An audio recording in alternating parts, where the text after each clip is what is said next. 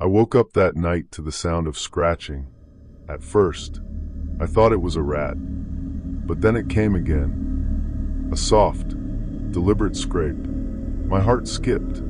I was alone. It started a few weeks ago, when I first saw him, the homeless man. He was always there, sitting on the corner near the grocery store, his face hidden behind a long, unkempt beard and ragged coat. I noticed him because, unlike the others, he never asked for anything. He just sat, staring at the sidewalk, twitching occasionally like he was waiting for something or someone. At first, I didn't think much of it. He was just another person with a rough life. But as days passed, I started to notice things, little things. His eyes followed me when I walked by. I told myself it was nothing. It had to be nothing. Then one evening, I stopped by the store after work. It was around 9 p.m., and the street was mostly empty. As I walked past him, I saw something that made my stomach drop. His eyes were fixed on me, but his mouth was moving, like he was whispering something. I couldn't hear him, but the look in his eyes, it was like he knew something. The next day, I didn't see him, or the day after that. I figured he had moved on, and I pushed it out of my mind. That is, until that night.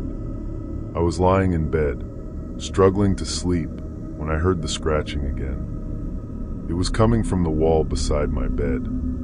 At first, I thought it was just the house settling, but then it came again. A long, drawn-out scrape. I froze. The sound wasn't random. It was deliberate, like something, or someone, was trying to get through. I grabbed my phone and texted a friend, but my hands were shaking so much that I almost dropped it.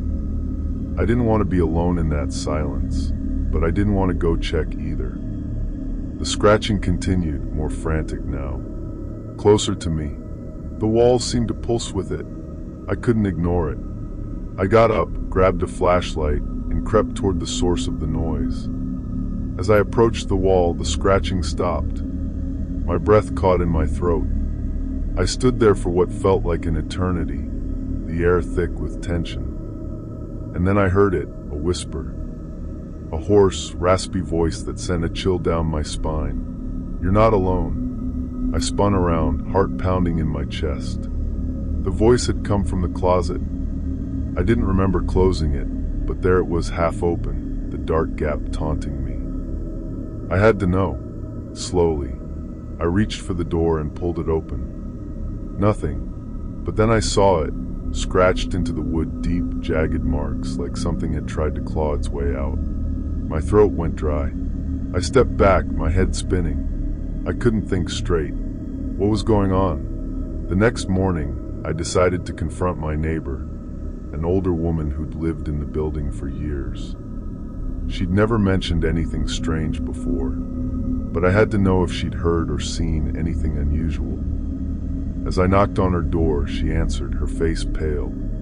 "Are you all right, dear?" she asked, clearly worried. I think someone's been in my walls," I stammered. "Scratching, whispering." Her expression hardened. She stepped closer, lowered her voice. "You saw him, didn't you?" "Who?" I asked, confused. "The man," she whispered. "The homeless man who used to live here." I stared at her, not understanding. "He was here before you. He lived in the walls, in the crawl spaces. He was always there, watching, never asking for help. We thought he was gone, but he's always been here. He's still watching." I felt my stomach twist. The air grew colder. It couldn't be true. It couldn't. But the more I thought about it, the more I remembered. The way he never asked for anything. The way his eyes followed me. The way he whispered to me without ever opening his mouth. When I returned home, the scratching had stopped. The silence was overwhelming. I sat in the middle of my room, frozen, too afraid to move. And then, just as the light flickered, I heard it again. Soft at first, like nails against wood. Scratching. But now, it was coming from inside the walls. Right behind me, I turned around, and in the dim light, I saw it, a pair of eyes, staring back at me from the gap in the wall. And I realized then, it wasn't over. He'd never left.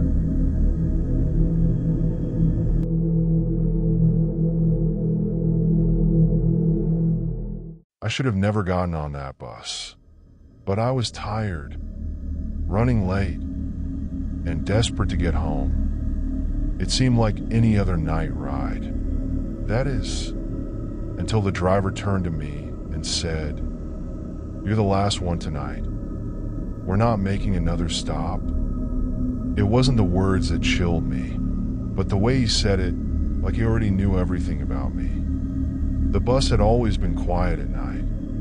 No one really rides at this hour, and it wasn't unusual to be the only passenger.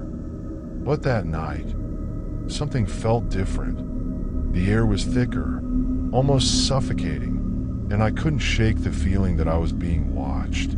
I noticed the driver when I first boarded.